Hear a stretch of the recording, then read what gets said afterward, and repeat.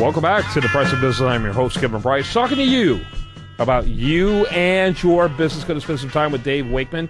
He, by the way, recently contributed to an article at priceofbusiness.com. You can find it under my name over there at priceofbusiness.com. Why is it important to pitch to C-level execs? We liked what he wrote and asked him to come be a guest to talk about it here on the program. Dave, welcome to the show. Oh, thanks for having me. How are you today? I'm great, thanks. Tell us about your firm, the Wakeman Consulting Group. Right. Well, the Wakeman Consulting Group, we are experts in organizational development, and we primarily work in four areas with our clients: the areas of leadership, strategy, communications, and change management. And over the years, we've worked with some really cool clients like American Express, Google, the City of New York, and the United States Department of Commerce, just to name a couple. Very cool. Let me ask you, what is your sweet spot as far as companies, in terms of size and types and those type of things?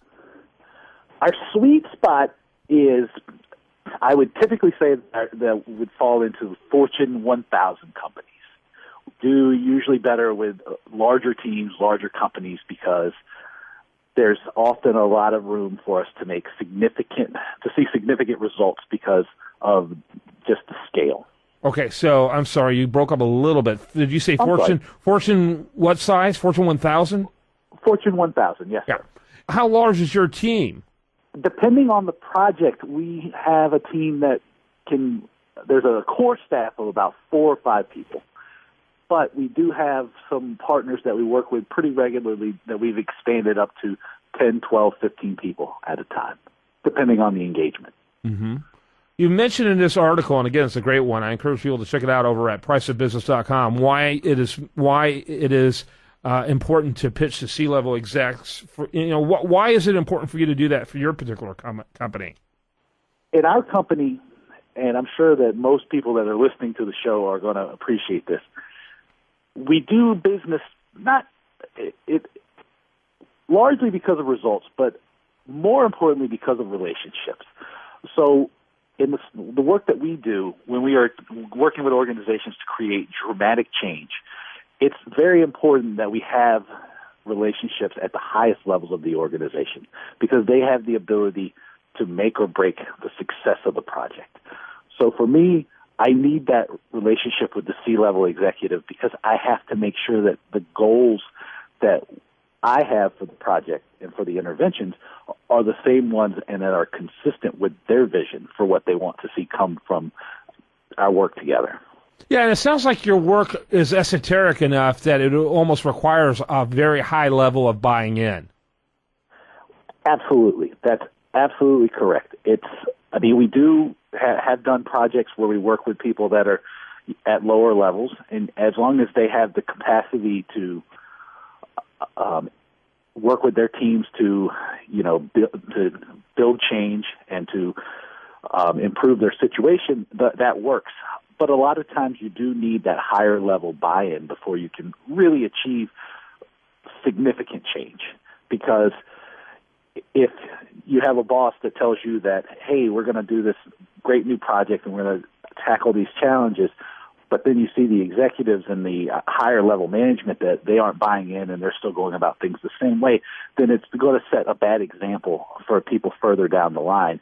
And they're going to say, well, why am I doing all this hard work to improve my performance or change the way I'm doing stuff if everybody else, if all the managers and the leaders aren't doing the same thing and trying to improve and change? Yeah, no question about it. How do you get that initial engagement with the high-level CEO? I mean, you're talking, a lot of your clients are enterprise-level, and it sounds like most of your clients are enterprise-level companies. How do you get that engagement started? It's hard work. I do a fair amount of marketing and speaking and writing so that I am able to display my subject matter expertise. And that will usually garner me some introductions and some leeway when I'm dealing with some of these people.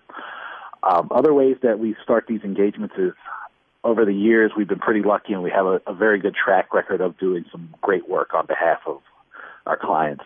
And I will be introduced or referred by people that are very happy with the results we have. And then sometimes I just have to reach out, just like everybody else, like a lot of small business owners and business owners all over the world have to just reach out and, hope for the best. Yeah. Yeah, very interesting. I think it's an interesting challenge and interesting time. I find it funny that, all the emphasis has been on social media for the last decade and how good that is and how, kind of an equalizer it is and blah, blah, blah. The reality is social media has become a mega distraction and all the technology has become a mega distraction. I think it's harder to really begin engagement with the people you want to begin engagement with now than maybe any time in modern business history. Your thoughts? I tend to agree. I think that social media, in a way, has made it very easy to have access to people. At the same time, because everybody has this access, it's almost worthless because there's just a lot of noise. There's a lot of self-promotion. There's a lot of garbage that comes with the social media. So I don't think in the way that effectively reaching your clients, social media adds a tremendous amount of value. I think that when you use social media as like one of your primary strategies for building a business or achieving any kind of brand recognition, that you're setting yourself up for failure because you're not building your brand because of social media. Social media is a tool to help you build your brand. Yeah, absolutely. I think they put it way, way before some other things that really deserve more precedence, like the quality of the brand and those type of things. Exactly. Yeah, very good stuff, Dave. I really appreciate your insight and your thoughts, and I'm sure we'll be chatting again in the future. Again, kind of give us that overview of the areas that you specialize in. Well, the four primary areas that we engage our clients in are leadership, communications, strategy, and change management. And our overall expertise is in organizational development. And we usually have the ability to get some really significant improvements for our clients. Yeah, very good stuff. Dave Wakeman. It's exactly like it sounds. DaveWakeman.com. Make sure you check him out. DaveWakeman.com. Really good information. Loved your insight. Love your article over at priceofbusiness.com. Encourage the readers to check that out. Just check out Kevin Price's name there. You can't miss me. And I'm plastered all over that place. And a great column. Thanks for being with us. Thank you for having me. I'll talk to you soon. You bet.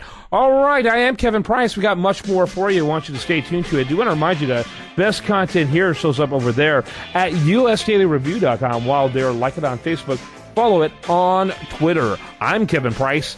This is The Price of Business.